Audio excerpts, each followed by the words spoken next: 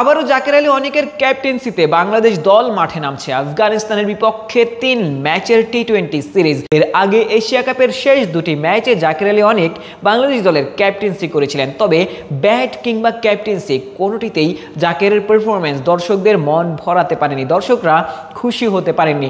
বাংলাদেশ দলের উপর থেকেও দর্শকদের আস্থার জায়গাটা আবারও হয়তোবা হারাতে শুরু করেছে। এর আগে পঞ্চপাণ্ডবের বিদায়ের পর বাংলাদেশ ক্রিকেট থেকে দর্শকরা মুখ ফিরিয়ে নিতে শুরু করেছিলেন, তবে লিটন দাস ক্যাপ্টেন্সিতে তার ক্যাপ্টেন্সি এবং ব্যাট হাতে যেভাবে লড়াই করেছেন, যেভাবে তিনি পারফর্ম করেছেন, সেক্ষেত্রে দর্শকরা আবারও প্রত্যাশা শুরু করেছিলেন, আবারও এই দলকে নিয়ে স্বপ্ন দেখতে শুরু করেছিলেন।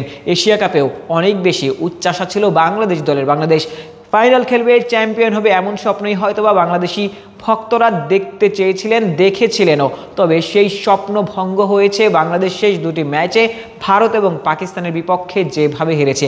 পাকিস্তানের বিপক্ষে 136 কিংবা 37 রান করতে পারেনি বাংলাদেশের ব্যাটাররা, সে কারণেই দর্শকরা এই দল থেকে মুখ। এক্সট্রিম মশার কয়েল প্ল্যান্ট ফাইবার দিয়ে তৈরি, তাই সহজে ভাঙে না, সুগন্ধিযুক্ত ও নিরবিচ্ছিন্নভাবে জ্বলে। ডেঙ্গু, চিকুনগুনিয়া বাহি সহ যে কোনো মশার বিরুদ্ধে দেয় এক্সট্রিম সুরক্ষা। ঘুরিয়ে নিতে শুরু করেছেন এবং যখন আরও একবার আফগানিস্তানের বিপক্ষে বাংলাদেশ সিরিজ খেলতে নামছে শারজার মাটিতে, সেটি নিয়ে দর্শকদের আগ্রহ হয়তোবা আগের মতো নেই।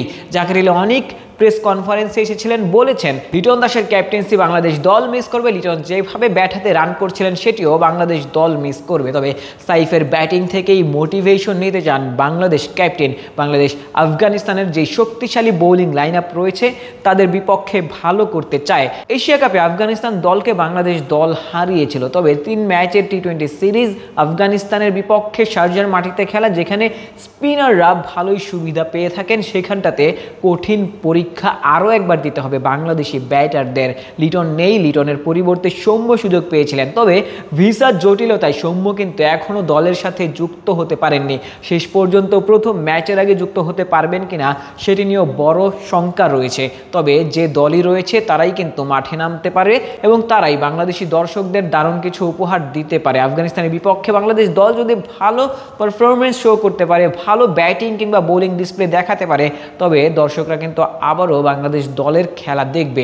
দর্শকরা যতই বলুন না কেন বাংলাদেশের এই ম্যাচগুলো তারা আর দেখবেন না, তবুও কিন্তু যখনই বাংলাদেশ মাঠে নামে তখন টেলিভিশনের পর্দায় দর্শকরা হয়তোবা চোখগুলো রাখেন, স্কোরিং অ্যাপগুলোতে হয়তোবা ওই একবার হলেও ঢু মারেন বাংলাদেশি কোনো ব্যাটার 50 করলো কিনা, বাংলাদেশের রানটাই বা কত হলো, বাংলাদেশ জিততে পারলো কিনা। আরও একবার হয়তোবা দর্শকরা আফগানিস্তানের বিপক্ষে বাংলাদেশের ম্যাচটা কোনো না কোনোভাবে দেখার চেষ্টা করবেন। বাংলাদেশ কেমন এশিয়া কাপের পর কেমন করছে মাঠে সেটি জানার চেষ্টা হয়তোবা করবেন।